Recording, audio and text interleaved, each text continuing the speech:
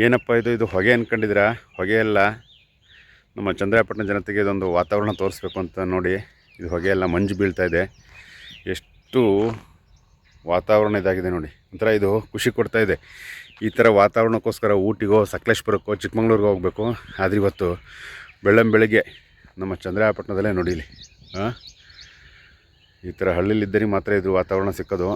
ನಗರದಲ್ಲಿರೋರಿಗೆ ಈ ವಾತಾವರಣ ಸವಿಯೋದಕ್ಕಾಗಲ್ಲ. ನೋಡಿ, ಇದ್ರ ಬಗ್ಗೆ ಒಂದು ವಿಡಿಯೋ ಹಾಕ್ತೀನಿ, ದಯವಿಟ್ಟು ಎಲ್ಲರೂ ನೋಡಿ. ಬೆಳಗ್ಗೆ ವಾಕ್ ಮಾಡಿದ್ರೆ ತೋಟದಲ್ಲಿ ಇಂಥ ವಾತಾವರಣ ನಡುವೆ ಮಾಡ್ಬೋದು. ಇದು ಒಂಥರ ಹೊಸ ಅನುಭವ. ಅದ್ಭುತವಾಗಿದೆ ನೋಡೋದಕ್ಕೆ, ಕಣ್ಣಿಗಂತೂ ಅದ್ಭುತವಾಗಿದೆ. ಆರೋಗ್ಯದ ಮೇಲೆ ಏನಾಗುತ್ತೋ ಗೊತ್ತಿಲ್ಲ, ದುಷ್ಪರಿಣಾಮ ಬೀರುತ್ತೆ ಏನೋ ಗೊತ್ತಿಲ್ಲ.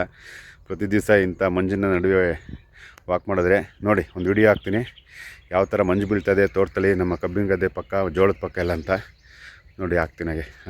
ಓಕೆ. ಇದು ಯಾವುದೋ ಮಲೆನಾಡಲ್ಲ, ಅರೆ ಮಲೆನಾಡು ನಮ್ಮ ಚಂದ್ರಾಯಪಟ್ಟಣ. ನೋಡಿ ಯಾವ ರೀತಿ ಮಂಜು ಬೀಳ್ತಾಯಿದೆ ಅಂತ. ಇವತ್ತು ಬೆಳಗಿನ ಜಾವ ತೋಟದ ಹತ್ರ ವಾಕ್ ಮಾಡ್ತಾಯಿದ್ದೆ. ಈ ಮಟ್ಟಕ್ಕೆ ಮಂಜು ಬೀಳ್ತಾಯಿದೆ ಅಂದರೆ ಒಂಥರ ಮಲೆನಾಡಿನ ವಾತಾವರಣ ಸೃಷ್ಟಿಯಾಗಿದೆ. ಬಟ್ಟು ತೆಂಗಿನ ಮರದ ಕೆಳಗಡೆ ನಿಂತ್ಕೊಂಡ್ರೆ ಮೇಲಿಂದ ಇಬ್ಬನಿ ಹನಿ, ಅಂದರೆ ಈ ಮಂಜಿನ ಹನಿ ಬೀಳ್ತಾಯಿದೆ ಮಳೆ ನೀರು ಬಿದ್ದಾಗೆ. ಒಂಥರ ವಾತಾವರಣ ಅದ್ಭುತವಾಗಿದೆ. ಬಟ್ ಈ ವಾತಾವರಣದಲ್ಲಿ ವಾಕ್ ಮಾಡೋದು ಆರೋಗ್ಯಕ್ಕೆ ಒಳ್ಳೆಯದ ಕೆಟ್ಟದೋ ಗೊತ್ತಿಲ್ಲ.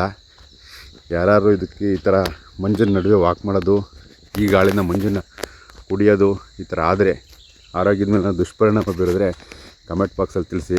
ಡಾಕ್ಟ್ರ್ ಇರ್ತಿರೋ ಇಲ್ಲ ಇದಕ್ಕೆ ಸಂಬಂಧಪಟ್ಟಾಗೆ ಯಾರು ಮಾಹಿತಿ ಇರೋರು ನೋಡಿ. ಈ ಬೇಸಿಗೆ ಆದರೂ ಸಹ ಒಳ್ಳೆ ಮಂಜು ಬೀಳ್ತಾಯಿದೆ ನೋಡಿ ಇಲ್ಲಿ. ಅದ್ಭುತವಾಗಿದೆ. ಇದು ನಮ್ಮ ಚಂದ್ರಾಯಪಟ್ಟಣ ಜನತೆಗೋಸ್ಕರ ಹಾಕ್ತಾಯಿದ್ದೀನಿ ನೋಡಿ. ಓಕೆನಾ? Thank you.